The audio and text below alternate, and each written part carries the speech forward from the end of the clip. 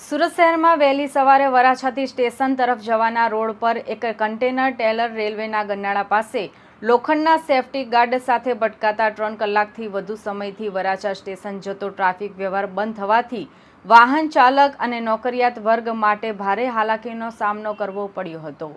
બીજી તરફ સવારે શરૂ થતી વિવિધ સ્કૂલોમાં પરીક્ષાને લઈ વાલીઓમાં પણ ટ્રાફિક જામના કારણે ચિંતા જોવા મળી હતી અને તેમણે પોતાના બાળકને સમયસર સ્કૂલે પહોંચાડવા માટે અન્ય રૂટની વ્યવસ્થા પણ કરી હતી। વિવિધ સ્કૂલ બસને ટ્રાફિક પોલીસે વિશેષ પ્રજાની આપીને ટ્રાફિકમાંથી બહાર કાઢ્યા હતા। આખરે રેલવેના અધિકારીઓ ટ્રેનની મદદની કન્ટેનર ટેલરને બહાર કાઢવામાં સફળતા પ્રાપ્ત થઈ હતી।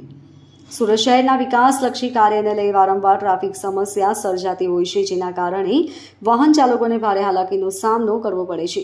આગામી દિવાળી તહેવાર નિમિત્તે સુરત શહેરની આજુબાજુ વિસ્તાર કે અન્ય જિલ્લામાંથી ખરીદી સાથે નોકરી કરવા માટે આવતા હોય છે, જેને લઈ સવારે શાળા કોલેજ જતા વિદ્યાર્થી સાથે નોકરિયાત વર્ગને પણ ટ્રાફિક નડતો હોય છે।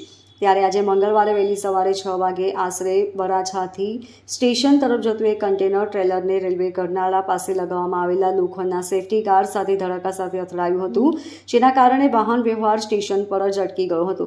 આ ઘટનાની જાણ ટ્રાફિક રિજિયન 1ના એસીપી AM પરમારને થતાં વરાછા રોડ તરફનો ટ્રાફિક પોદારથી વરાછા ઝોન ઓફિસ તરફ વાળવામાં આવ્યો હતો અને બીજો ટ્રાફિક ભવાની સર્કલ થઈ પટેલનગર ઓવરબ્રિજ કિરણ હોસ્પિટલ તરફ વાળવામાં આવ્યો હતો, જેના કારણે વરાછાથી સુરત શહેર તરફ નોકરિયાત વર્ગ સાથે વિદ્યાર્થીઓ પણ અટવાઈ પડ્યા હતા। Bureau report LK star news Surat.